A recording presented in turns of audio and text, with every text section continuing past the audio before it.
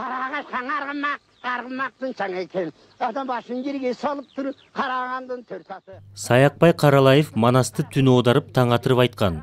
Улуу дастанды 23 күн бою баяндаганы тарыхта калды. Уккулуктуу үнү, өзгөчө айтуу ыкмасы менен көрүүчү угуучуларды өзүнө арбап алган. Аны Чыңгыз Айтматов баштаган интеллигенция өкүлдөрү 20 кылымдын гомери деп атаганы бекеринен эмес. Залкардын ысымын түбөлүккө калтыруу үчүн жерлерде көчөгө, мектептерге ыйгарылууда. Анын айкели Кыргызстанда эле эмес, чет өлкөлөрдө да бар. Бирок баарынан да улуттук валютага элеси түшүрүлгөнү жакындар үчүн жүрөк толкуткан окуя болгон. Манасчынын кенже кызы Гүлсүн Саякбаева ал күндү кубануу менен эскерет. Абдан сыймыктандык. Мен тиги дом писателде жашап калдык да көп жыл. Аны папам качып болгондон кийин, конечно, биз да кеттик аяктан. Бирок ошол жакта калган жазуучулардын балдары, кыздары калды да. Я, во-первых, алар менен чогуу өсүп чогуу өткөм. Анан кийин 500 сом эметкенде, знаете, баары ошол кыйын эле өзүнчө куттап мени эле жаман сүйүнгөнбүз. Абдан это сыймык да, чоң сыймык. 500 сомду көрсөм мен локтоп коет го, жүрөгүм кичине эметет ошондо. Абдан такай алып жүрөм. Саякбай Каралаевдин үй бүлөсүн кубанткан 500 сомдук банкноттун баардык үлгүлөрү Улуттук банктын музейинде сакталуу. Алгачкы жолу ал 2000-жылы жүгүртүүгө чыгарылган. Андан бери улам жаңы үлгүлөрү колдонулуп келди. Кийинкилери көлөмү жагынан да, сапаты боюнча да айырмаланат.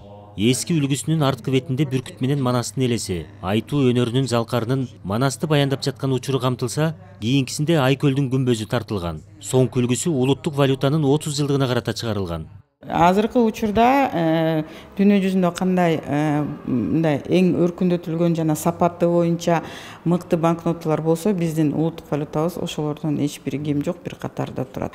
Кол менен кармап көргөндө ошо быдырлаке илеги билинет. Бул ошо көзүн ачар же азиз инсандарыбыз дагы баягы ошо кармоонун учуру менен билише алат, кайсы сом экен, канча экен, баягы бул анык банкнотабы же жасалма түрү менен банкнот экенин дагы айырмалага тургандай ошо коргоо элементтерин бири. Эми жаңы заманбап коргоо элементтерин киргизгенбиз. Залкар Манасчы тууралуу советтик мезгилде документалдуу тасмалар тартылган. Ал эми көркөм фильм эгемендүүлүк мезгилинде гана жарыкка чыкты. Башкы ролду маркум Марат Жантелиев ойногон.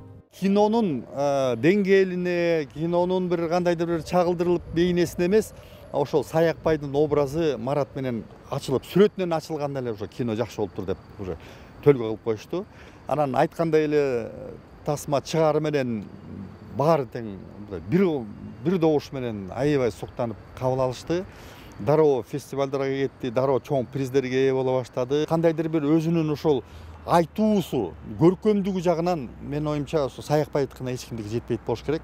Ал окуяны баягы сөздүн мааниси менен эмес, ошо бейнеси менен, ошол аталардын куулушу менен, окуянын жанагы интонациялары менен айтуу манасчылыгынын немесе таасири менин оюмча ошол ушунчалык кереметтүү болгон.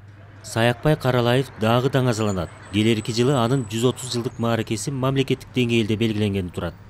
Калугул Асанбаев, Тимур Сыдыгалиев, Ала Тоо 24.